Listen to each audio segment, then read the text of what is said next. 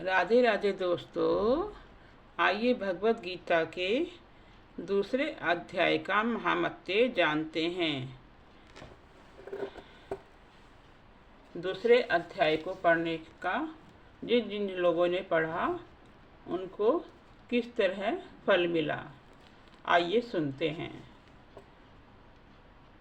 दूसरा अध्याय का महात्म्य। श्री नारायण वाच। नारायण जी कहे हैं, हे लक्ष्मी, तू श्रवण कर। दक्षिण देश में एक पूर्ण नामी नगर है। वहाँ एक देव असुरशर्मा बड़ा धनपात्र रहित था और साधु सेवा करता था। एक दिन साधु को कहने लगा, संत जी, मुझको नारायण जी के जानने का ज्ञान उपदेश करो जी, जिस करके मेरा कल्याण होवे, मैं मोक्ष पदवी पाऊँ। ऐसे संत सेवा करते बहुत दिन बीते। तहाँ एक बाल नामी ब्रह्मचारी आया।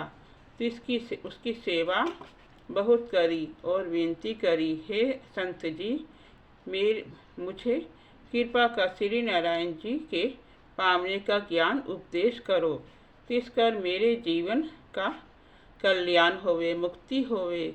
तब बाल ब्रह्मचारी ने कहा, मैं तुझे गीता जी के दूसरे अध्याय का पाठ सुनाता हूँ, उसके सुनने से तेरा कल्याण होवेगा।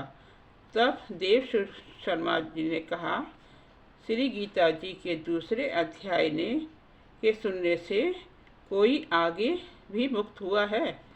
तब बाल ब्रह्मचारी ने कहा, मैं तुझे एक पुरातन कथा सुनाता हूँ, तू श्रवण कर। एक आयाली वन में बकरियां चराता था और वहाँ मैं भजन किया करता था। एक दिन रात को आयाली बकरियां लेकर घर को चला। रास्ते में एक सिंह बैठा था। एक बकरी सबसे आगे चली जाती देखकर सिंह दौड़ गया। तब वह आयाली यह आश्चर्य देखकर बड़ा चकित हुआ और मैं भी वहाँ आए खड़ा हुआ। उस चरवाहे ने मुझे देखकर कहा, मैंने एक आश्चर्य देखा है। बकरी को देख सिंह डर के भाग गया। तुम संत त्रिकालक्ष हो, यह वृत्तांत मुझे कह सुनाओ, यह क्या चरित्र है भया है? तब ब्रह्मचारी ने कहा, आयाली, मैं तुझे एक पिछली बार की बात सुनाता हूँ। यह बकरी पिछले जन्म में डैन थी। जाति इसकी सुंदर था। तब इसका भर्ता मर गया। तब यह बड़ी डैन भई, जिस सुंदर बालक को देखे तिसको खा लेवे।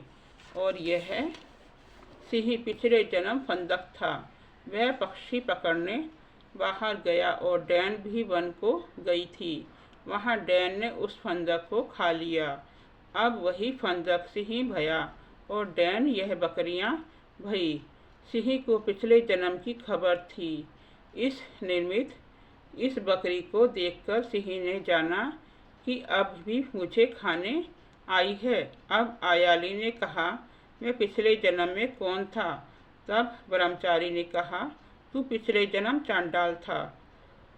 तब आयाली ने कहा, हे ब्रह्मचारी जी, कोई ऐसा उपाय भी है जिस कर हम तीनों इस अधम देह से छूटें? तब ब्रह्मचारी ने कहा, हम तुम्हारे तीनों का उद्धार करते हैं। एक वार्ता है, मेरे से सुनो। एक पर्वत की फंदरा में एक शिला थी। जिस पर श्री गीता जी का दूसरा अध्याय लिखा हुआ था। मैंने 3 अक्षरों को उस शिला पर देखा था।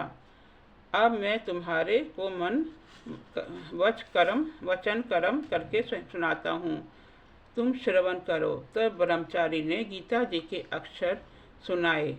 तब उसी समय तत्काल ही आकाश से विमान आए। 3 समनों को विमान पर चढ़ाकर वैकुंठ लोक को ले गए।